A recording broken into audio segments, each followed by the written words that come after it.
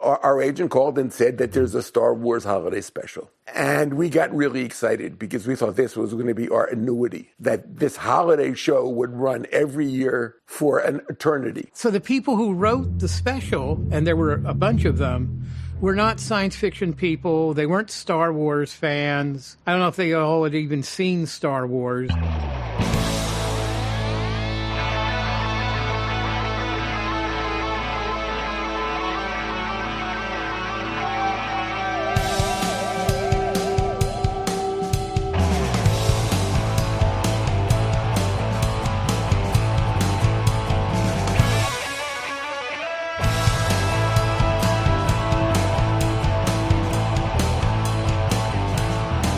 They're into movies, toys and TV shows, comics, collecting and superheroes.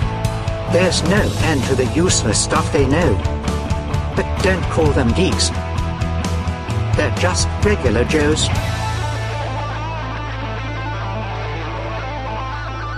Welcome to the Regular Joes podcast with your hosts Dave Pisani, Barry Kay and Todd Pleasant. Welcome to the Regular Joes podcast. I'm Dave Pisani. I'm Barry Kay. And I'm Todd Pleasant. Barry's intro reflected his state of being because he's sick. I'm very sick. And that sounded more sick than you've sounded for the past half hour. I know, that's the problem. If we had started recording a half hour ago, I would have been good to go. Anyway, it's I'm doing it for the everybody. people, Dave. I'm here for the people. Yeah. He's sick, but he's powering through. I'm still a little sick. Todd's not sick. It's always the opposite. Todd's usually I know. sick. I'm always the one who's sick. I'm the one that lives and works in the germ pool. But exactly. So, as we record this, it's December 20th. So we're still in the holiday mode here. So we're going to talk about a documentary called A Disturbance in the Force. That is a documentary about the Star Wars holiday special. I don't think there's spoilers. It sucks. Not the documentary. Whoa, wait a minute. We'll see. We'll get to that. Well, no, I think he's talking about the holiday special sucks. We've done an entire show about that. saying that it's Anyway, there's no spoilers, but it's available on like Apple and Amazon for rent. You check it out. You know, some young, I don't know if they're young, but some independent filmmakers made this, and we'll talk about it. And I think in general we'll talk about, because you can't not just talk about 70s variety shows when you talk about the Star Wars holiday special. Yeah, and I think that's in the context of this documentary. I think that is why I was saying that to say it sucks is kind of a rush to judgment, because you really have to consider this in the context of its times. We'll get to this. But it shouldn't have been that way. But anyway, we'll get into all that because it is interesting. And there's things that you watch the special, you take a step back, you watch holiday stuff, and there's stuff that comes to light that I'm like, I didn't even really think about that. But we'll get into all that stuff. But let's do some random. I'm going to throw out the first random I think we all want to talk about is Jonathan Majors. Kang is been released from Marvel. They've basically fired him, and we were speculating about that a couple weeks ago because he had some, I guess it was in some trial. He was found guilty. Whether he's guilty or not, none of our business, but apparently he is guilty. Yeah, I mean, he's he guilty. was found guilty, of assault and harassment. But they were pretty quick to get rid of him. And I think they were waiting. They were pretty much, they had the paperwork. They were ready to do it one way or another. And I'm sure he was made well aware of this. That the question is, what do they do next? Now, we've talked about it putting on the aside show. him and his legal issues. Exactly. They have announced 2 years ago what their plans were with Kang. What do they do now? Okay. The Kang Dynasty, on all schedules, on all official things right now, is now listed as Avengers 5. Yep. So a couple of months I read an article, a few weeks or a month ago, they hired a showrunner or a writer or someone to get started rewriting the script. I think the script was written and maybe they were whatever. But yeah, now it's called Avengers 5. I mean, you could always recast. You could recast, but there's gonna be a huge stink on it. But I get that because of the actor, but they never said all Kangs looked like that. So they showed you a scene with 3,000 Kangs, all of which had his face. They did that in Ant-Man. Right, but they also showed us 5 different Lokis in the first season of Absolutely. Of Loki. I'm telling you, they're going to leave Kang in the dust. They're going to. You could very easily interpret the end of Loki to the whole Kang thing has been averted. Okay, I agree 100%. And I think they should that wasn't do that. The original ending. Do you think they rewrote Loki with this coming up and reshot it? I think they did. I believe they added ambiguity to the end of this regarding Kang retroactively. I think making Loki the god of the multiverse and the timelines and keeping track, keeping all this stuff he is the hedge against this. And can we move on from the multiverse? Does everyone feel like we've had enough of the multiverse? Yes. I mean, everyone at least on this podcast? Yes. I think there's still stories to be told, and I think, I don't know. I want to see What If, okay? And I'm fine with that being how they do it. I also think that 2 of the best superhero films in the last 20 years have been the animated Spider-Man movies. So, and those have done the multiverse better than anybody else. Yeah, but we've done it's. I feel like it's so done. You'd say that, but it's been done. It's been overdone in some ways, but it also, I don't think it's been done properly. And I think it's a genre now. I think it's like time travel. It's like anything. You can do it right or you can do it wrong. And if you're just using it as a crutch, it's bad.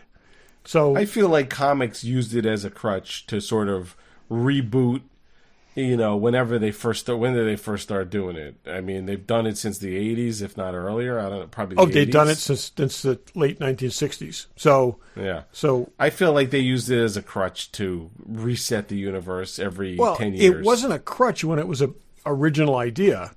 But I'm saying once they did it in the 80s and the 90s. Now it's a trope that they fall back on far too often. But you also have to remember is that most of the characters in comics have either been in this cycle since the late 30s, 1940s, or the early 1960s. So at some point you have to acknowledge that these are either different characters, which people don't want to see, or you got to reset your timeline. And, that's kind of how it is. But I liked how you said that multiverse is like a genre, but it's a genre within a genre because superheroes is already a genre, and it's diluting the whole thing to me. I know we've talked about this at length, but it is. And they haven't been great. They got to do something different until we get actors who don't age, and until they frickin' stop casting guys in their 40s in these roles. They're going to have to come up with a way of explaining why there's, why they're rebooting, just not. I mean, one of the things one of the problems with the whole Marvel connected universe thing is, I mean, you can look over at DC. The only thing that works at DC is Batman, and no one seems to have a problem with now this is Batman. Now this is Batman. As long as it's good, or whatever. Yeah. As long as it's good. So Spider-Man too. They did that with Spider-Man. And that's the other point I was going to make. But when you start connecting all those other pieces to it, okay, there are people who will now tell you this Spider-Man is the one definitive Spider-Man. And 2 years ago, this month, they proved that was not the case. How? By doing this whole multiverse thing, which I think worked really well in that story. Which would have worked really well as a one-off, and maybe they come back to it 5 or 10 years later. But when every story you're telling is in the multiverse, it's too much. Yeah. Well, also, I mean, I wonder if they I mean, I think we've all agreed Kang was not the big bad that was going to. Oh, they handled it wrong. And the thing is, so they built up Thanos slowly, okay, and they did that in such a way that he was first teased at the end of the first Avengers movie. Okay. Which was in 2012. So they wanted to convince you that this great menace was out there so that you knew what they're on, and then slowly develop this, explain who this character was through different iterations of this character. But it was different directors. And Ant-Man was, the Ant-Man film was a complete waste. It basically showed that this character was the supposed ultimate version of this character was of no consequence whatsoever. And, oh, but wait, there's more. By that point, nobody cared. Yeah, they really handled it poorly. Yeah. It was confusing in Loki. It was not impressive in Ant-Man. I just hope they realize this and they come up with something else. Now, where are they going to go? If they need an overarching, if they need a bad guy to be the big threat, it's going to bring all the heroes together, which is what they seem determined to do. Where do they go? That's the thing. Who's the most powerful bad guy in the Marvel universe in the comics? I have no idea. Well, it's either going to be Galactus, which is then weird because he's giant. But it's also cosmic. But Galactus has got heralds. Oh, wait a minute! They already borrowed that for Thanos. It's Doctor Doom, and you don't have Fantastic Four on the field yet. So it's going to be tough. It's really well. But maybe they're just going to do something. I mean, because they're heading towards Secret War, so maybe they're just going to do something to get us there faster. But what we don't even know what's coming next. Do we? What's next? I don't even know what's on the schedule, if that even matters anymore. Yeah, I don't know. Fantastic Four seems like talked about the most. Fantastic Four could be here before. They clarified their TV schedule for 2024 today. I actually have that as my random for Marvel and Star Wars, but they didn't talk about anything theatrical. I mean, a known entity like Doctor Doom, is he that powerful? I don't know. I've only seen him in the bad movies and a handful of comics. I don't really know the character. I never read Fantastic Four. There's a lot of potential there. But again, you got to build it. You got to establish it. But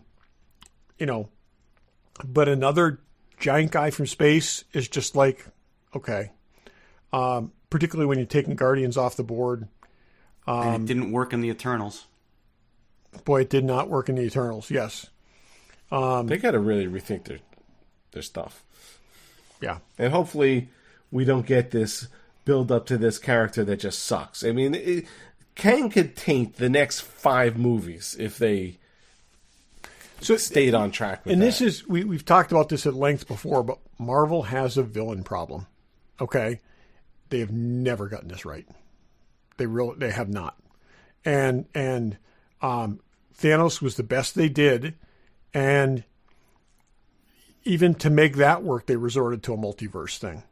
So, alternate timeline. So it's really hard to fight, to have a single villain to fight with a whole bunch of people over a span of films. So they got a tough road ahead. They've got some of the best creative people in the industry. They should be able to figure this out. The amount of money that they spend, they should be able to figure this out. I agree. And they've also got 60 years worth of source material. So, that they can hit, but they've got to do it right. I mean, they utterly wasted the Skrulls in the Nick Fury series. And I'll tell you, Secret Wars, as what it was basically there were Skrulls impersonating heroes, and this had gone on for a while, and nobody trusted each other. And there's a lot of good mineable material there, and they just knocked that all off the board. So we'll have to see. We'll see. Yeah. Barry, why don't you go through that? Yeah, real quick. They officially announced this today, but this is like officially announcing that you're going to announce something. Which means nothing. They officially announced a million things. So this is what they officially announced will come out at some point in 2024. but no dates are specified. Oh, jeez. Eyes of Wakanda animated series. What they were calling Spider-Man Freshman Year is now renamed Your Friendly Neighborhood Spider-Man. No date, but it's coming out in cartoon. Yep, cartoon. You're wasting my time. Go on. Animated X-Men 97 series. Those are all coming out next year, but we don't know when. Star Wars, they confirmed we're getting the Acolyte and the Skeleton Crew next year, but didn't give us dates. They confirmed we're getting Tales of the Jedi in the next season of Bad Batch. No dates. Those are both animated. And then Agatha Darkhold, they said will be in the fall of 24. So that's a window of time, but no dates. So, to quote the late Ross Perot, that giant sucking sound that you hear are Disney subscriptions going down the drain. I mean, the original wave of people they brought in, including the original three of us, were very much based on... At $3 a month, though. I know that. No, but I'm saying we're very that. much based on, this kind of content, which they have just backed way off on. And... Well, Bob Iger, before he left the company, said, make everything you can. It doesn't matter what it costs. And now he's saying, we care about quality over quantity. Yeah, They're all bleeding. Yep. It's bleeding. Yeah. Very interesting. Very interesting. Yeah, so that was their big announcement of not actually telling us anything. So, Todd, what do you got? Okay. So, Apple TV, my Apple TV Plus, my current favorite streaming service, because it's got the three shows that I actually care about on right now, just announced that they've got another science fiction series, which is coming, which is based on the Murderbot series of novels, which are freaking awesome, frankly. The premise is this guy is a robot that is basically assigned as expedition security, who has who's the guy in it? Alexander Skarsgård. Okay. Who's hacked his own, basically the chip in his head that's supposed to restrain him from doing things. And it's, he's not like this insane killer thing, but he's a robot that's like making his own choices and discussing it and contemplating it in his head. And it's really fun. And he spends a ton of time watching basically TV. But let's face it, Apple and Amazon both have the deepest pockets in the world, and they don't. Like I said, they can make what they want to make. Doesn't matter. Great, very creative stories. A lot of potential that they can go with this, and I'm really excited for this. I've read the first three, and it's fun. Like I said, it's a lot of fun, but it's good sci-fi, and I'm really excited to see what they do with it, given all of the other streaming services are backing off on making more and more content, except Apple and Amazon, because they have another business subsidizing themselves. But also they've got, and they're committing money to things that are slowly, very, very slowly building audiences. Okay, there's things that, like Foundation would not still be going on one of those other services. Well, no other studio would thing that you were saying? What's that? You said 3 series you're watching. Well, one of them you don't like. Okay. Which is what? Which is Slow Horses. Oh, Slow Horses. Yeah. Okay. Incredibly Slow Horses. Okay. Monarch and For All Mankind. And yeah. So and is Invasion on that too? Invasion's on that too. I don't understand why Invasion, but again, how Foundation got a third season is mind-boggling. But they also took on the unfilmable Three Body Problem that they're filming and releasing. Jesus, which is, I mean, I've read it. It's one of the most dense things I've ever read, and I couldn't finish reading it. It was so slow. It is moving. I think it is. I think it's a great piece of fiction. I would consider it unadaptable, but people have also said that about Foundation, and they've done some really good things with Foundation by changing a lot of the core concept. So we'll see. I will say the preview that we saw of Three Body Problem doesn't look anything like what I read. So we'll see. But yeah, I don't get it. I've heard so much hype about that book. I don't get it. I think it's absolutely fantastic, but it is a very slow go. And I mean, put it this way: basic premise is aliens are going to invade, but we have 100 years warning. So it took. I read 300 pages and we didn't even get. You never got there, right? You never got to that aliens are invading. It took forever. Yeah, I couldn't finish it. It's like, and it's very dense. It's also the biggest issue with it. And my former coworker Jason gave me a great tip on this. He said look up the Wikipedia entry and then refer back to that for the characters, because all the characters are Chinese. They have the same name, yeah. And some of the names sound so similar and look so similar that it's very hard for Western readers to keep track of these characters. And I think when it's on screen, it's going to be very different. But, when I was a kid, I used to have to do that for the Lord of the Rings books. Yeah, absolutely. Because again, same thing though. It's like, Sauron and Solomon, Saruman, and all these different names that sound similar. Yeah. You're like, and then you get into Elvish names, and there's a point where I think I went 2 chapters thinking they were talking about the father, and they're actually talking about the daughter. So it's like I said, we'll see what they do with that, but everything they do, they're doing very, very well, whether you like what they're producing or not. There's no question they're throwing a lot of money at this, and they're making some amazing stuff. So this, to go back to my original topic, is I'm excited to see them do this, because I think they can do something really good with it. Cool. All right, you got anything else? Just really quick, in 12 days, Steamboat Willie version of Mickey Mouse goes public domain. Really? Yeah. What do you do with that then? Well, they're saying that it's only that version, the more rat-like version of Mickey Mouse. They're saying that. This is the thing. I actually am amazed that Congress has recessed without amending copyright, because Disney has gotten them to do it so many times. No more. And that has always been the benchmark. And yeah, it's pretty amazing. Yeah, the quote that I read in the article I was reading was, "Not every feature or personality trait of a character that is displayed is necessarily copyrightable. However, the courts will be busy in the coming years determining what is inside and outside of Disney's ownership." So a lot of other artists are going to be able to use Mickey Mouse however they want. And this has been the thing for years. This is, we've extended copyright over and over and over again based on that single character appearance, so that it never goes outside.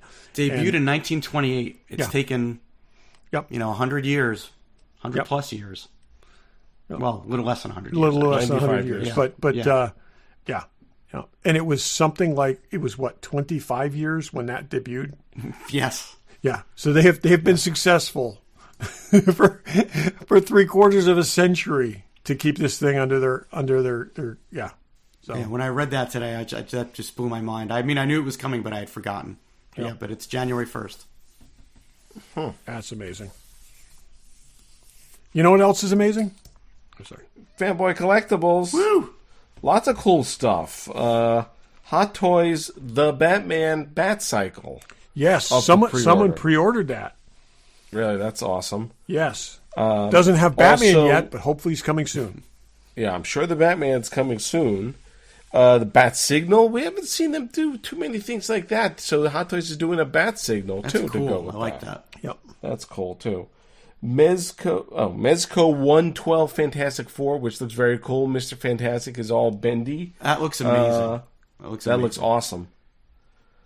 Ahsoka Captain Enoch. I was going to say a couple new Ahsoka troopers from Hot Toys. Both look fantastic. Lots of new stuff coming. Sideshow and Hot Toys and Pops and Hasbro and statues. There's statues. Everyone should have a statue. We always said no statues for us, yet we now have statues. We all have statues. Exactly. So they got everything you need. Hot Toys Grand Inquisitor in stock. Last minute Christmas. There you go. Gift. Is that what you bought yourself? No, I bought myself something different. I ordered yesterday. It came today. So not for me. So What? I placed an order yesterday. It came today. So. Oh, okay. There you go. See how quick they turn around? They're the Awesome. best. So, if you have money from the holidays or your paper route or your actual job as an accountant or a rocket scientist, go to Fanboy Collectibles. Check them out online, fanboycollectibles.com. Check them out at their store in Newtown, Connecticut. Tell them Regular Joe sent you. Okay. I think that there's got to be a guy out there who his wife went nuts buying expensive shoes. He divorced her. He got half the shoes in the settlement. Now he's selling the shoes and he's going to buy hot toys. That's it's oddly specific, Barry. Is there something you want to share with us? No, I'm just saying, like, usually it's the wife gets tired of the husband's crazy collection. Maybe I flipped it. Okay. And I made it that the husband got tired of the wife's crazy collection. Okay. I thought maybe that there was some tragedy in the I'm on a recent lot of past. medication, You'd be guys. selling a lot of purses soon. But you want to know, that is something to bring up if we do a show with the wives in a week or so. There are and again, I love everyone's wives, and I love my own, but wives get more angry about what men collect than men get. Do you care about their shoes? Buy 1,000 shoes. I don't care. I don't. I mean, that's not true. I know some people like complain that their wives buy what you want. The more you buy, the better I feel about myself. The less Pam pressure doesn't I buy have on enough me. stuff. Exactly. It's kind of hard to complain about 11 bicycles when you got 6 canoes. There you go. Exactly. So, but I don't care how many shoes you have. Buy your Louis absolutely, Vuittons or absolutely, whatever makes you happy. Louboutins or Hey, Jimmy Choos. hey, people, life is short. Yeah, one of those shoes, a pair of those shoes is like 3 Hot Toys. Exactly. Have a couple of them. But who the hell wears heels anymore? Unless you're, I don't know, unless you're a hooker or you're work at a bank, no one's wearing high heels anymore. Both That's true. honorable professions, just saying. Not that there's anything wrong with any of them. Yeah. But since COVID, there's probably, Todd, you're different because you haven't really changed your daily habits, but I would imagine there's like 5 pairs of pants that you wear way more than anything else in your closet on your work from home days, right? I wear these same 5 sweatpants all the time. Barry, no? No, I'm silently agreeing with you, Dave. Yes. Trying to save my voice for the real topic. You do that. Okay. And I I'm don't the one believe that I own a started pair of this sweatpants. nonsense. But anyways, moving on. So, let's talk Really? about... You don't wear okay. sweatpants when you ride your bike? no. Wait, sweatpants they're not like sweatshirt material. They're not like I Shermer wear- High. Okay, so you're talking like athletic pants. wear. Yeah. Cotton athletic pants. They're Adidas. I am brand loyal. I only wear one brand of athletic wear, more or less. I would never... have I ever talked about this in the show? I will never wear one brand of shoe with another brand of socks, pants, or shirt. Like, first of all, 99% of my stuff is Adidas. I would never wear a Nike t-shirt with a Adidas pants. It's just wrong. So wait a minute. So is this violating your contract with either of those brands? Yes. Because It it's is like because I know there's been people who've like language appeared is on strong. camera with the wrong shirt and then got in trouble for it. But yeah, I will tell you that never has factored into what I put on. Everybody, most people, but If I I won't pick do it up, I will sniff not- it. It's okay. I put it on. So you I wear will Adidas not shoes, they wear- have to be Adidas socks too? Absolutely. Well, they could be forget plain. the topic. I think we're going to spend the rest of the show I on think this. on Dave's dressing They could be peculiarities. This plain, is interesting. but if there's a logo on them, I will not. First of all, I don't wear Nike anything. I don't own Nike anything. I don't like their stuff. The only couple I wear a couple other tennis things. I have some Lacoste and I have some other stuff, but I wouldn't wear a Lacoste shirt with a Adidas pair of shorts. Just don't do that. You don't. It's not appropriate. Dave, these aren't like underoos or This Granimals. Regular Joe's fashion Okay, segment. brought I to you think this by is. I think Adidas. we hit it. I think Dave never moved past the Granimal stage where he just No, he's- I've had a contract with Adidas since the 70s. All right, forget this. The outro I put together. We're going to use the Run DMC My Adidas as the outro tonight. Yeah, I okay. never. We never talked about that? No, I don't think. So, No. Yeah. In the 25 years I've known you, we've never talked about this. Dave. So I will say I have a. Yeah, no, because like I said, most of my athletic stuff is like biking, and I have different. I've never matched up these shirts and the shorts for any reason whatsoever. I go with what works best, and I could care less what the label or logo is. Well, your endorsement contract is different, Todd. But Yours allows for mine mixing lapsed. and matching. Mine lapsed. You know, I Anyway. so. But This is an And weirder than that. Dave, Amazing. I will ride my Specialized bike while wearing a Trek shirt. Okay, That's disgusting. okay, while wearing, have you no shame, man? a totally different brand of. I'll be wearing my CD bike shoes. It's like I will wear my Adidas sneakers with a clothing brand. The more that I talk about it, it sounds crazy. oh, Dave, you As don't long you as don't they're have not to a sneaker brand. You've sounded Like- crazy 5 minutes ago, but continue. Yes. You went down the There's- rabbit there's- hole 5 minutes ago, Dave. Sorry, we could go to No. This is riveting. No, this is So Adidas sneakers are okay with only other stuff. Like Penguin makes tennis stuff. I wear Penguin because Penguin isn't a sneaker company; it's a clothing company. I'm so fortunate that being as that I'm wearing my Jay and Silent Bob T-shirt tonight. Yeah. That I have my Jay and Silent Bob sneakers on with my Jay and No, that Silent doesn't Bob count. shirt. That doesn't count. wow. Okay. I will say, I don't know. Dave, I am Dave, brand Dave loyal. his appearance is always well put together. I just never imagined this much thought went into it. I really didn't. So Yeah, But that's mostly when I'm either doing sports which is not that often, or I guess that's when else is it? Like I wear okay. Adidas. So Adidas, last my last question on this. Yeah, And then I have one follow-up. Well, you can follow up. Are you judging other people when you're playing tennis based on their mismatches? a little bit. Yeah, that's what I thought. I was A little bit. Yep. Everybody does it. And this I is just my don't do follow-up. And it's more of a statement than a question. This is because we stopped doing the shirt up segment, and we're not forcing Dave to buy cool T-shirts anymore. Now he's buying athletic stuff. Yeah, I don't. See, I was I always think we buying need to go athletic bring stuff, but shirt up back into I the. always buy cool T-shirts. I buy. I'll tell you, I have my own weird buying things, but like I will buy something, I will try it, and if I like it, then I buy like buy a four. ton of I the buy same 4 or ones. 5 of them, and Yeah, I do that. but my tops and my bottoms have never matched that way. I have. Karen commented on this the other day. She said, "Don't you need to wash socks because the socks in a separate basket, the dirty socks in a separate basket in the laundry room?" I'm like, "No, I have 40 pairs of socks, and they're all identical." So it's like, yeah. Hey, so this documentary came out about Star Wars. All right, I didn't think that was just such go. a topic. Let's but- segue because this is not going to. This So is we all have our amazing, own. Barry, did you have a closing comment on this? No. I don't think this is the last we'll discuss this topic. I don't think so when you either. guys come over, we'll go through my closet. I have 15 pairs of Adidas, But we'll be there next weekend, so we'll take a look. and I don't think I have any other brand of sneaker. Okay.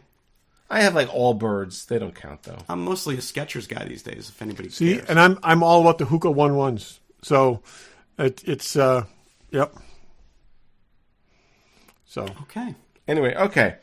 So, the holiday special. If you haven't seen the holiday special that came out in 1978, do yourself. the Star Wars and if the you're Star angry at Wars holiday yourself- special, because there were Yes. several holiday specials in But 1978. you're But you know angry what? at yourself, And watch it. I gotta say this to start.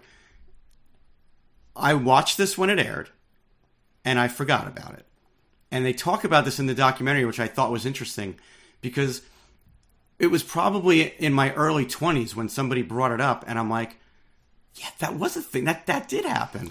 And then I sought out a copy of it, and I do think, having watched this documentary, there may be value in watching the documentary before you tell somebody to certainly- watch the holiday special. Yeah, and It might help set their expectations. it's just yeah.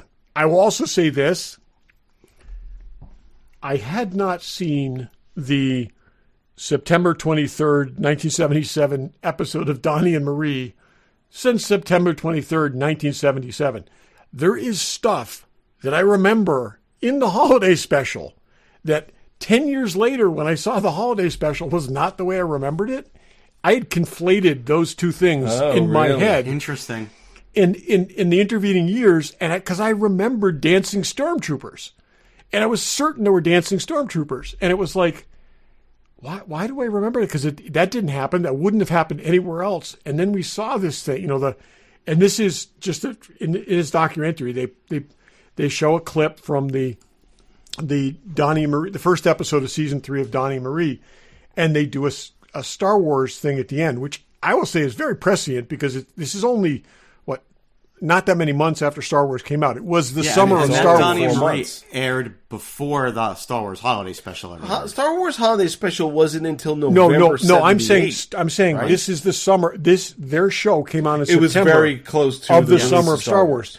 They were they saw this. They were conscious of the people who produced the show were conscious of the cultural impact it was having, and so they squeezed it in there and mutilated it brutally. But in any case, I saw that at the time, and then I saw the holiday special a year and 2 months later, and then it was at least 15 years before I saw the holiday special again. And I can remember being confused because I was positive there were dancing stormtroopers. So now, before we go into this, though, the three of us, did watch the Donnie Marie thing and prep for tonight's episode, right? Yes. I'm sure I saw that when it aired, but tonight was the first time I've seen that again. Oh, there's no reason to have gone back to that. That's right. That's never really come up. I made some notes about that. So, okay. All right. First of all, I just think it's wild that they actually used any footage at all from the movie, but they did.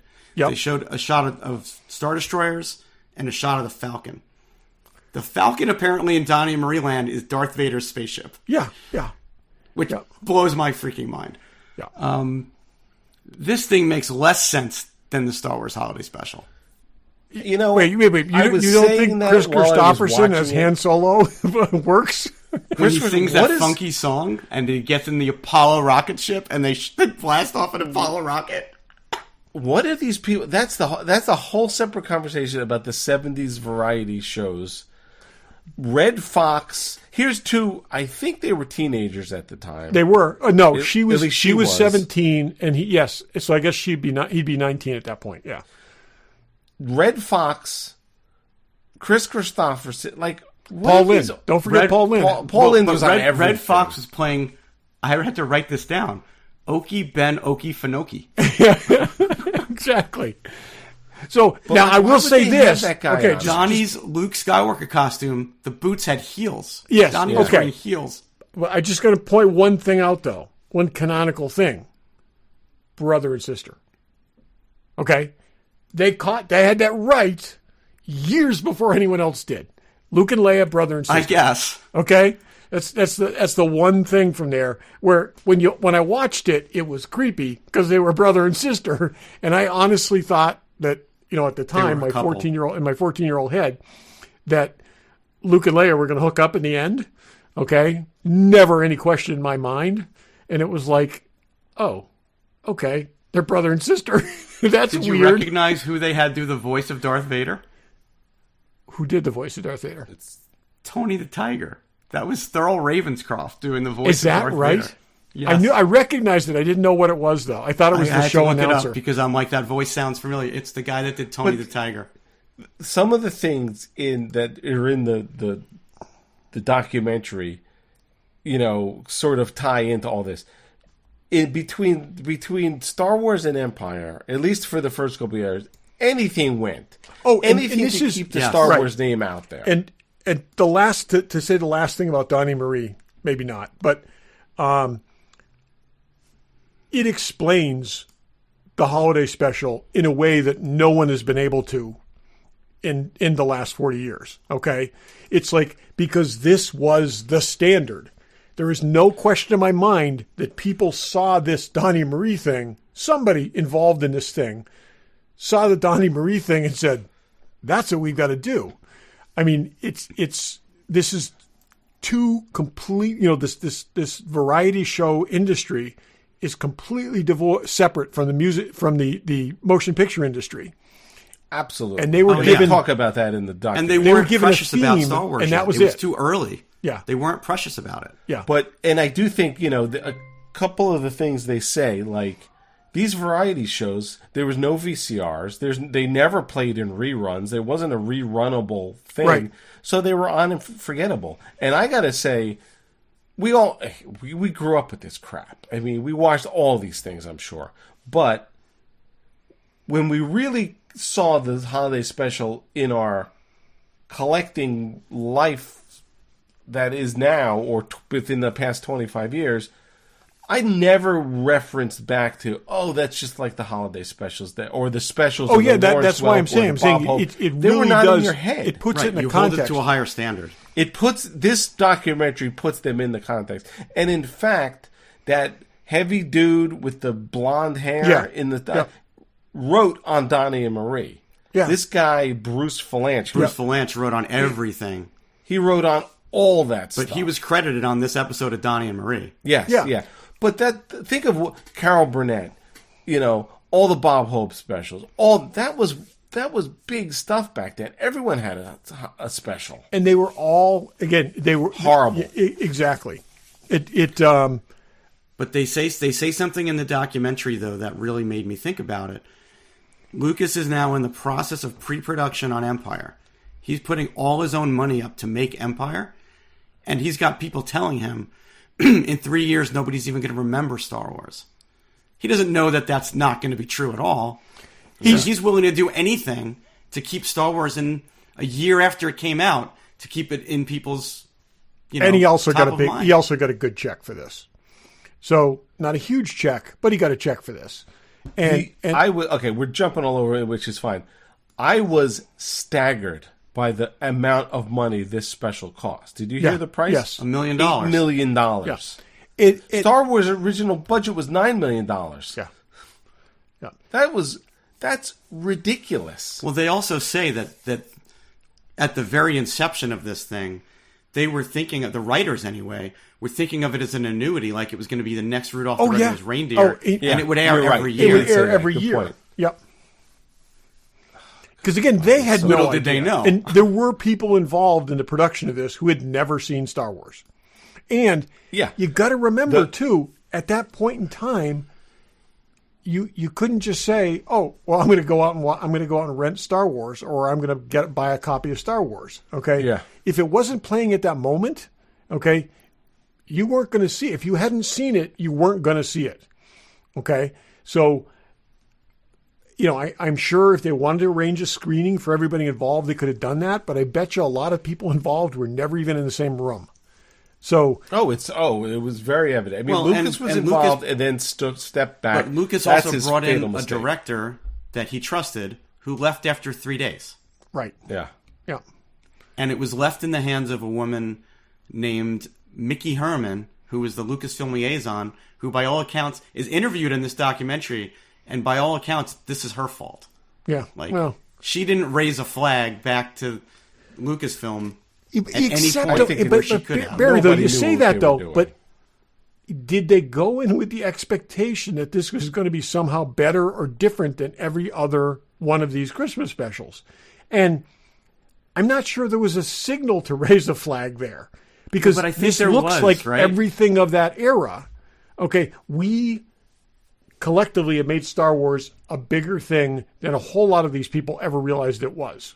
Okay? That's fair. And these people looked at it from the standpoint of ticket sales, not of cultural impact. But that's fair. But they originally envisioned it as a 1 hour special, and then as they were going into production further, the studio or the network was like, can we make it 90 minutes? Can we make it 2 hours? And they just kept adding more shit to it. The viewership potential was all they were looking at. Okay, no, I know that's why. But I'm saying they weren't. When they started adding some of these things in, that were so off base. So, but most of the people who, so in the beginning there was Lucas who stepped out, his director who.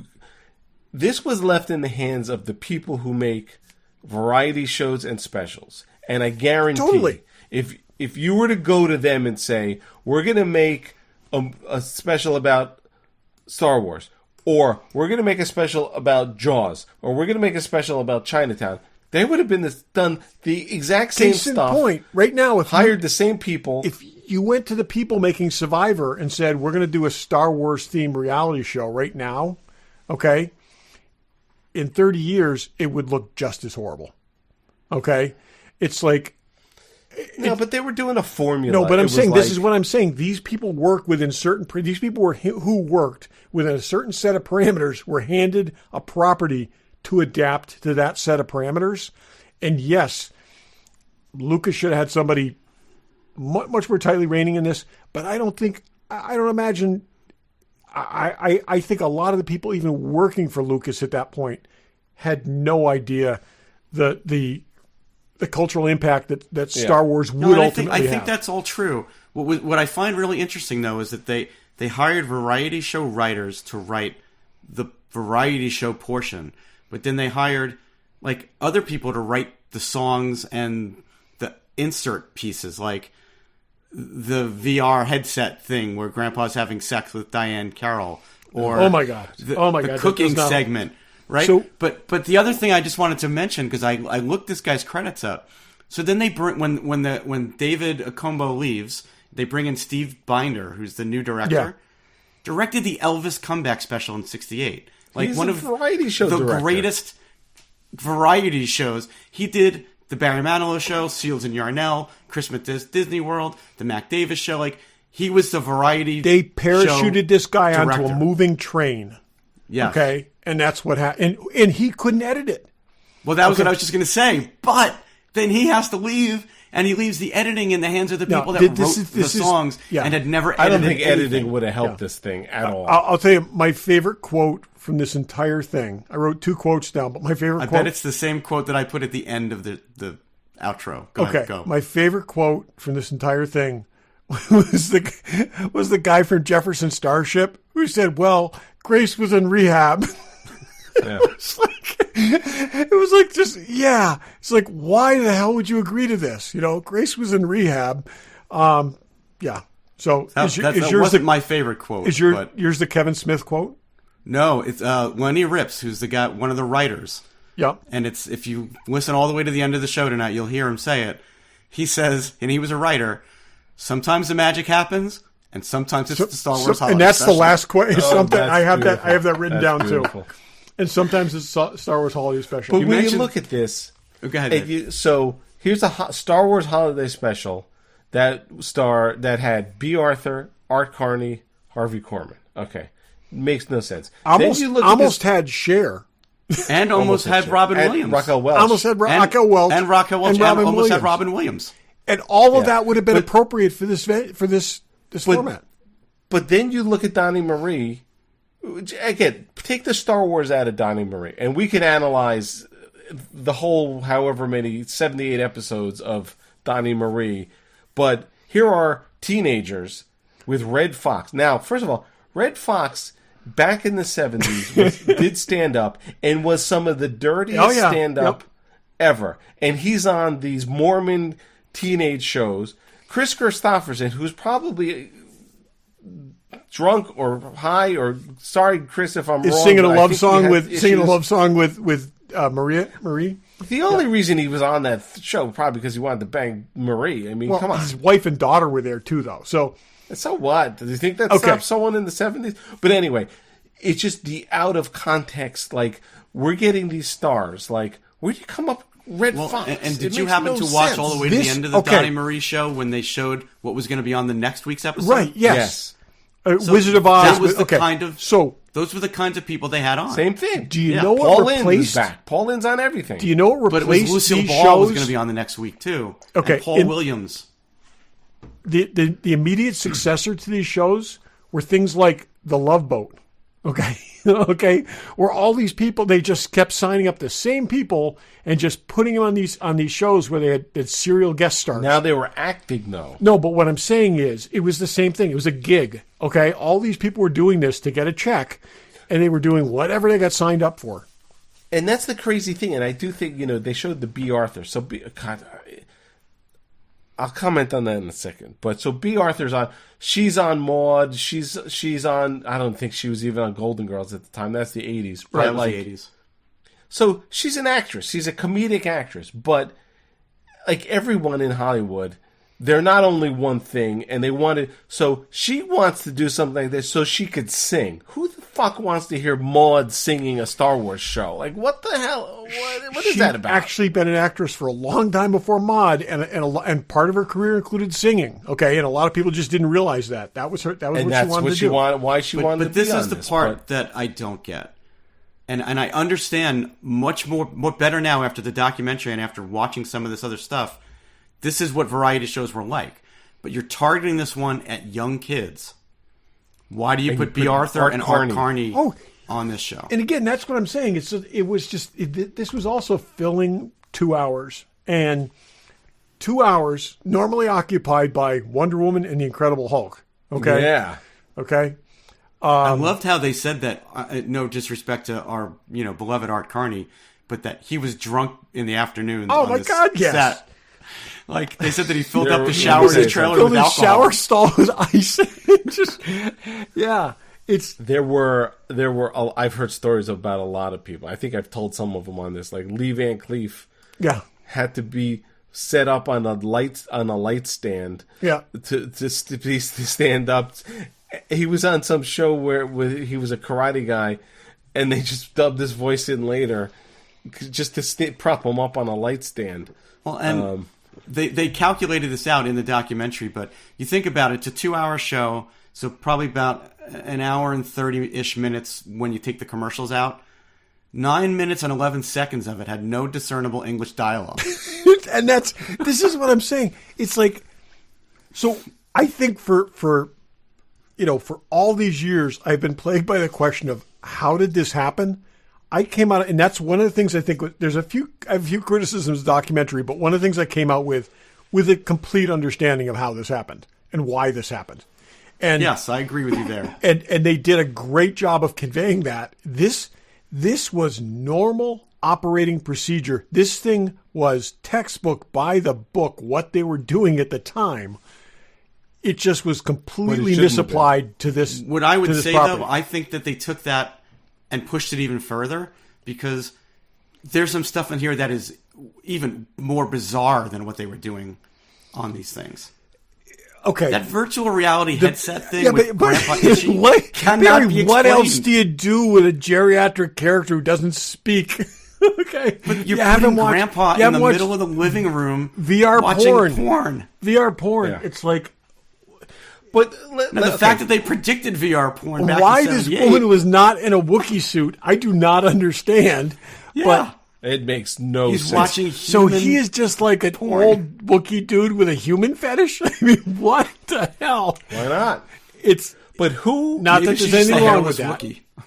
Whose fault is all the Wookiee stuff? That you got to put that on no Lucas. question. That is you got to put that on Lucas. Okay, you put that on Lucas, and that was so horrible. What they thought they were doing to keep him happy, because that was the only part of his concept that really they went with was they had a Joe Johnston pre-production sketch of Grandpa wearing the VR helmet, so that comes from Lucas. Yeah. So okay, if you pick this thing apart and you take that Wookiee story out and you look at all, okay, I blame those two, whoever those producers were that they were talking about, on Diane Carroll and Mitzi and Ken Welch. Let's get their names out there. Who? Mitzi and Ken Welch.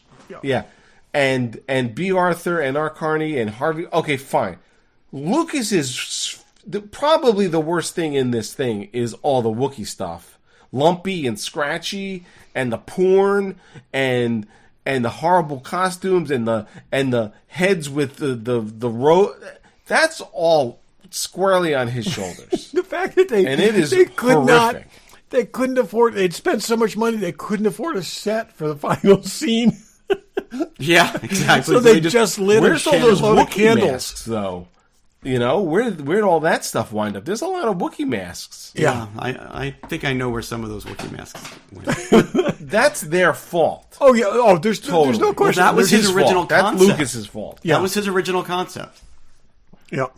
Because that's probably the worst thing in this whole show. Because most of the scenes with Luke and Leia and the droids and Han and Chewie, okay. The stuff alone in the Wookiee house is the stuff that is the worst. It's the worst. It's the most offensive to the franchise, for sure. It takes this property down to the level of an extremely bad sitcom or Saturday morning live action show. Saturday morning. Yep. The guy even looked like that Chaka. Oh, that's what I'm saying. I mean, this is like a bad Saturday morning thing, which they would not have had run for 9 minutes with no dialogue. But that's awful stuff. Yeah. So couple quick observations that I made. One, Patton Oswalt will never skip a chance to bash the prequels. No matter what you put him in, he'll find a way to do it. Yeah. Marie Osmond looked super, super hot as Princess Leia. Just going to say. Oh, as Princess Leia, but if you watch the special, her Dorothy Hamill haircut is awful. Yes, Okay. in the Princess Leia dress. Before we go, we start. Okay. I have a very long-standing crush on Marie Osmond of this era. I'm with Okay, you. and my affection for her was so genuine, it survived numerous very bad haircuts that don't hold up over time. So Really? don't be dissing that haircut, okay? Because it's again, she's yeah. You know what amazes me about that show? Like the thing that we watched, that was the first episode filmed in Utah. Yeah. Okay, they just moved taken from control. after the first 2 seasons. They moved from Los Angeles to their own studios in Utah. They got all those droids. They got all those costumes. They got all those people to go to Utah to do this. Well, and that was Peter Mayhew in the Chewie suit. It was David Prowse in the Vader suit. Was it? Was. Paul I Lynde did not know that. was a very tall man because he was standing with those two guys, and he was almost at the right height with those guys. I thought it was a shorter guy in the Vader suit. I really did. No, because if you look, Vader and Chewie are almost the same height. Huh. Also, the interesting thing was like when they were promoting the show in the beginning, they said, we have the robots from Star Wars. Okay. Now, they didn't mention Chewbacca. They didn't mention Darth Vader. They mentioned because, again, this was what... Well, and I checked all the way at the end credits. Yeah. They credit them as... I wrote it down. The galaxy characters from Star Wars is what they call them at the end of it. Yep. Yeah. But that's weird. They made 4 hero stormtrooper costumes. Those were the made Osmond brothers in the Osmond brothers were hero in them. stormtrooper Again, costumes. That's what I was wondering. Are those original cannot pry that out of my costumes or are they head. new ones? Like I said, it took me the longest time to... I actually argued with somebody the first time I saw the holiday special that it wasn't complete because I knew there was a scene with... I knew I'd seen dancing stormtroopers. That's funny. You didn't know they were the Osmonds. I did. There was a picture in the documentary of the Osmond brothers in the costumes with the helmets off. With the helmets off. Yep. Or, I was wondering, are those original costumes, or do you think they made them for this? No, because they look pretty good. Every one of those was the original screen used. They didn't have touring suits at that point yet. That's what I'm saying. Okay, so those were original. Where are those? Are they stuck in Utah somewhere? Most of them don't exist anymore. Interesting. And certainly not in that condition. You know, so the Donnie and Marie show was first produced by Sid and Marty Krofft. Yes. Yep. And then the Osmonds, I guess it was a legal battle to take control. That's when they moved out to Utah to do it. Yep. So the only other thing that I just wanted to two other things to mention about this holiday special, the Boba Fett piece still stands out. Lift that out of it on its own. It's very heavy metal-esque animation. Mobius, Yep. I still like that. And then did you make it all the way into the credits of the documentary? Yeah. Yeah. Because I've had a VHS and then DVD copy of the holiday special for decades now. And the funniest commercial in the whole thing is the Fighting the Frizzies at 11 news anchor. So there's this news guy who's in the break of the holiday special that's been distributed for 25 years. Yep. There's this guy who's just like, Fighting the Frizzies at 11. They actually interviewed that news anchor in the credits of the documentary. His name was Roland Smith, and he's like, I was in the news business for like decades, and this is the thing people still to this day. That's hilarious. want to No, talk I didn't about. see that part. Yeah, it's in the like a mid-credit scene in the end of the documentary. I do have to give Donnie Osmond a lot of credit for being on this special, for owning what he did and being like, look, this is what we did at the time. Good for him. Oh, yeah. And again, like I said, that we're looking this through the lens of the cultural significance of this show when of this film series now. But the reality was exactly what the producer told George Lucas. Okay, you're putting all this money in a sequel. People might not even remember your film when it comes out. Okay, there was a very short shelf life with this stuff because there was no VCRs. There was no, you could not. Yeah, but I'm saying Empire comes out, it's already a different world. But this is that vacuum. But he understood this. He understood this, but the industry didn't fully understand that. Okay.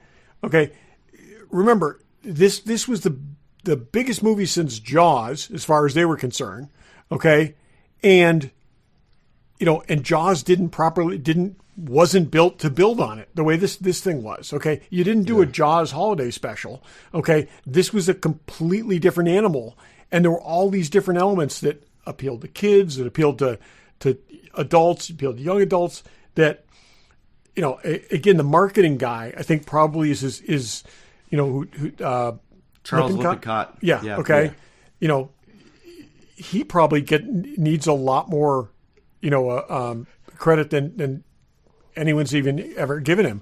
It's the idea that you take this thing from being lightning in a bottle to making this into an ongoing presence.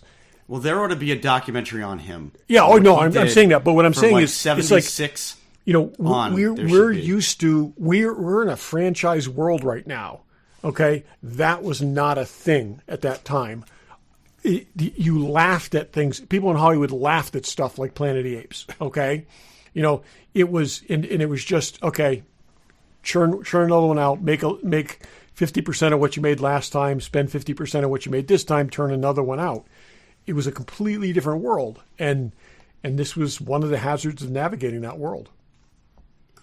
Well, I we touched on it, but I think in closing, the documentary sheds a lot of light and context, and just makes you look at it from a different perspective. Yeah, and the whole variety special. Yeah, context was not in my head at all. Me either. The one criticism I would say I have of this documentary is, and this is the thing that they do now, is throwing the random smattering of people who had nothing to do with it in there to comment on it.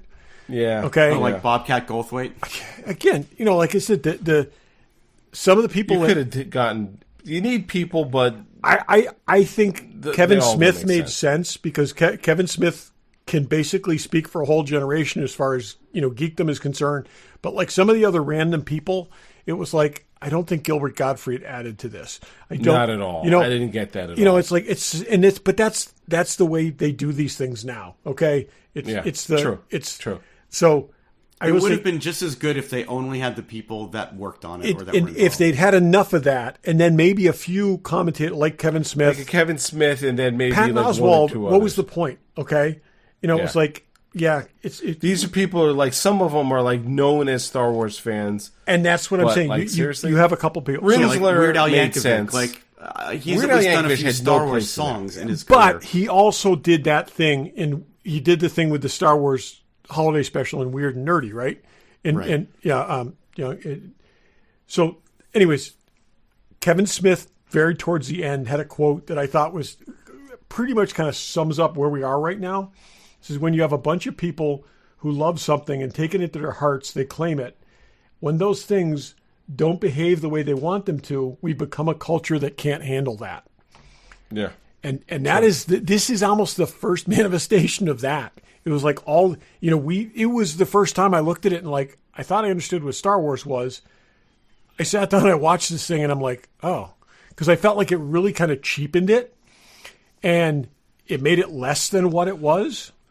And, of course, my mindset at the time is when the Star Trek film came out, it was going to be really great. We'd forget all about Star Wars. But this is something now that fans look back at, and it's just this big, I don't know, it's this aberration. And I don't think it was as much an aberration as we think. No, but I don't think it was. But I look at it like I was 10 years old when I saw this, so I wasn't thinking of the cultural significance or whatever. I was just thinking I'm going to see my favorite characters and stuff on TV, and when I watched it, I was like, "This is utterly forgettable." Did you get that at 10 years old? See, I went to school and I was describing it to my friends who had nobody seen it. I could not find anybody who'd seen it. And I was talking about it. I wanted to see it again. But I also think I had a culture. I watched Donnie and Marie every week. I think I had a cultural understanding of, just kind of an ingrain of that kind of variety show thing where my expectations weren't higher than that much higher than what I saw. But my memory is more that I sat through 2 hours and only saw a little bit of what I was expecting. The rest of it I didn't even understand. And that's fair. I know I saw it, but I don't remember anything about it. I remember it again. I remember it being bad, but variety show bad. And it was variety. There's good variety shows and there's bad shows. You know what? shows. I also think that my expectation of variety shows is a lot of singing and dancing. The only singing and dancing in this was the stripper and Jefferson Starship. Yeah. There really wasn't a lot of singing and dancing. Honestly, did they tell her what she was doing when she filmed that scene? Well, they made it sound like Cher read the script and said, "I'm not doing this." Yeah. It's bizarre. But, there's some things. And now, I maybe you too, Barry, but this, even in what we just said, even in variety show world, this is a bad one. Yeah, I distinctly remember the Paul Lynde Halloween special with Kiss was like the pinnacle of like, oh my god, yes, we're seeing them on TV. The witch from the Wizard of Oz, and the witch from Wizard of Oz. That was like, oh my god, that's great stuff. This, on the other hand, was just. Well, and I sent you guys that link from I don't know if you watched it, but from a Cher and Donnie and Marie special. That to me is like the epitome of what variety shows were. This is not that. You got the producer of this did the Bing Crosby David Bowie thing, which is the most unlikely pairing of any two people in the music industry ever, and that thing persists. Okay, right. That happened because of a mistake, I'm sure. But there's nothing in the Star Wars Holiday Special other than maybe the Boba Fett piece that could live on the way that duet lives on. I agree with you 100%. But here's the thing. It was horrible then. When we all saw it, like when it finally we were able to get our hands on it, it was just horrible. But now it's turned into something. It's so bad. It's such a nice piece of Star Wars culture. It's cool. I think we're coming around to like looking at it the way I looked at it back then, and I haven't looked at it the way I looked at it. Because I remember at the time, I was not offended. I was just like, oh, this thing was so bad. You wouldn't believe this. They did this. But I wasn't like... I was disappointed. No, see, I didn't even have any disappointment. It was just like, they had this, and they had this, and they had this. And then Art Carney was there for some reason. And then this. And,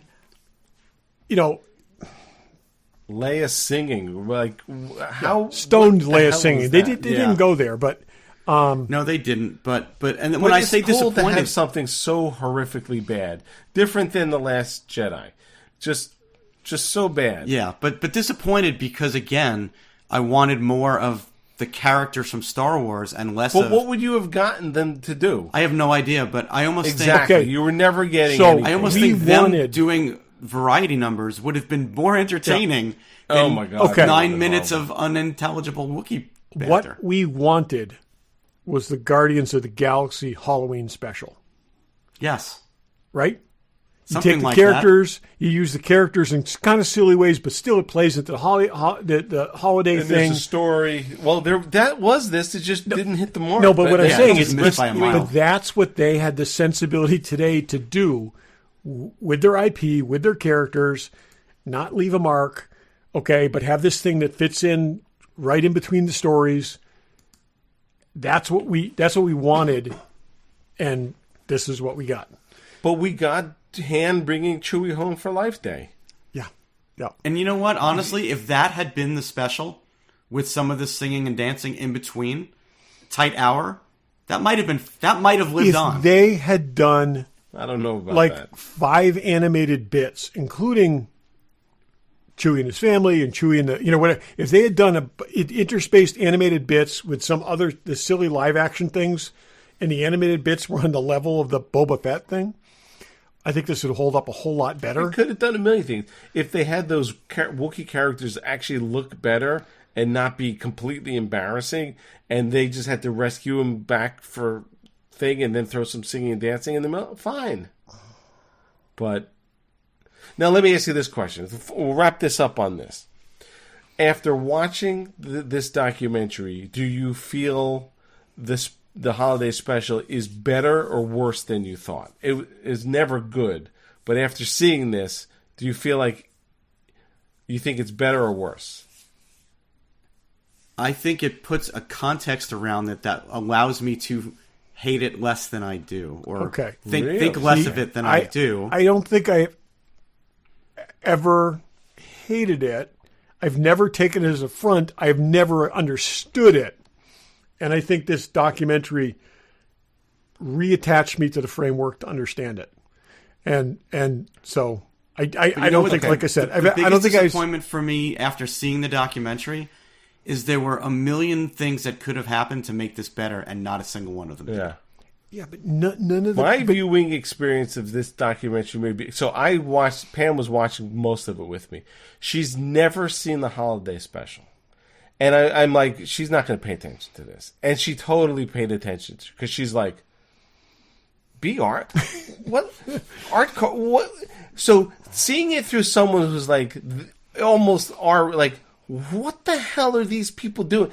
It almost made it worse because you really like, they really went out and they got B. Arthur, and B. Arthur wanted to sing a song, so B. Arthur sang a song. Like, it's so bad. And seeing it through her eyes of like, are you kidding me? So here's somebody who, I mean, she likes Star Wars. She knows how much it means to me, but she's known Star Wars for, 45 years and how important and big it is. And this is the first time she's like, wait a second. There was a special that had these people on it, and what's with that weird-looking Wookiee? I had to explain. It was embarrassing how bad it is. So it was a little bit of a different context for me. Put it this way. You take the best managers in the NBA. You let them pick players from all the teams, put together their best all-star team ever, and then you field them in Yankee Stadium against the New York Yankees, okay? And the results are going to be completely predictable. And that's exactly what they did. They went out and they got all these really very, very experienced variety show people, okay, and handed them this property that you cannot compare to the source material because they built what they were trained to build. And it's just like, it's off of a flawed framework that they got from Lucas to start with. Well, the flawed framework was the existing template for these shows. I mean, no. I'm saying the flawed framework was focusing on a Wookiee family that doesn't speak an intelligible language. Yes. There's so much wrong with it. Which also, I think, has a lot to do with George Lucas. I don't think it's that he hates it as much as he would like plausible denial. Okay? I don't mean to blame this woman. If this woman, Mickey Herman, who was the Lucasfilm liaison, had just checked in and said, guys, this thing is not what you think it is. This Lucasfilm liaison has probably seen a lot more hours of variety specials than she's seen Star Wars. And everything she saw looked like everything she'd seen. But if her job was to report back on the Star Wars special and how it's evolving, you think Lucas is going to drop everything and run down and say, "I don't want Harvey Korman doing"? No, but he might have sent his marketing guy, or he might have sent wearing a purple dress with 4 arms, doing a cooking show. Oh, Bob Mackie designed. I had no idea Bob Mackie designed all those costumes. That's crazy. Bob Mackie did all the variety shows. Okay, if it glittered in the 70s, Bob Mackie designed it. Okay, everything Marie Osmond wore, everything Diana Ross wore, everything Cher wore, Bob And of Mackie course, did it. Gus Lopez has those costumes in his collection. Of course he Of does. course he does. Yeah. First of all, I think the two things. I was shocked it took 8 weeks to shoot this thing, which is ridiculous.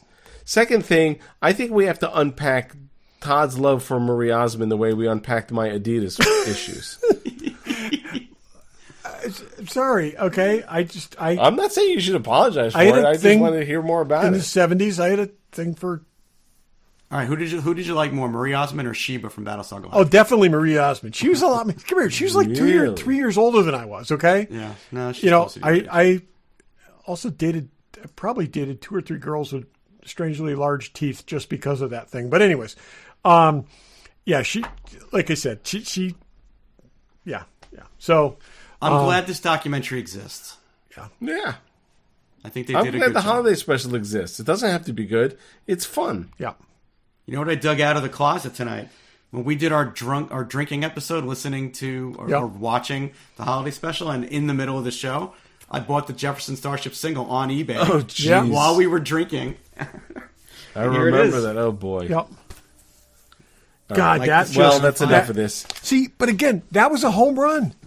Getting them and having that song, it was like, it just makes perfect sense. It was brilliant. Exactly. How do I you actually translate... like Jefferson Starship somewhat, and I've never heard that song other than No, in of course the not. special. But I mean, how do you take like a movie that most of these people saw a year earlier, if they saw it, and translate that to a variety show with 4 pages of notes from George Lucas? You know, I think what it's Well, I like how they found the original draft, which they think might have been written by Right. Lucas, but they don't know for sure. Yeah. I also think the other thing I give a lot of is having the people that they had. Okay, because that window's closing on most of these people. But I'm saying they actually got people that were really involved in this. It wasn't just social commentators. And they did a great job. They did a great job putting these people together. And as you said, Barry, the quote right there at the end of it that says, you know, sometimes it works and sometimes it's the Star Wars Holiday Special. Yeah. So- No, I really enjoyed it. I'm glad that they made it, and I'm glad. It gives us a new perspective. Yeah. Exactly. Okay, that's enough of that. If you haven't seen the holiday special, see it. If you haven't seen this documentary, see it as well. I'm not sure in what order. I say it's holiday special first.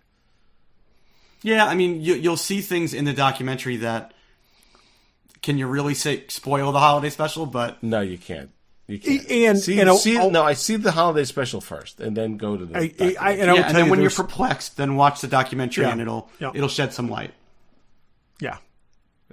By the way, one other thing in the Donnie and Marie special, I love the crawl they did.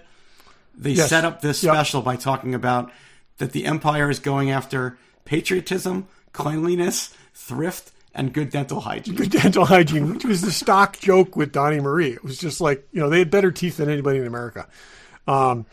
It's just funny stuff. So, So check all that stuff out. Our next show, we may be live, not live, but we may all be together doing our next show. Very possible. Very possible. Well, we will be together. Whether we do the show or not is we'll do something. We always do our gift exchange. Yeah, we always do the annual gift exchange. Exactly. Okay, so depending on happy holidays, Merry Christmas. Nothing wrong with saying Merry Christmas, whether you actually celebrate it or not. It's a day. Hanukkah's over, but we hope if you celebrate that, you had a good Hanukkah. Exactly. We're right in Festivus season. That's right. Right in Festivus. And thanks for listening. Thanks for listening. Thanks for listening.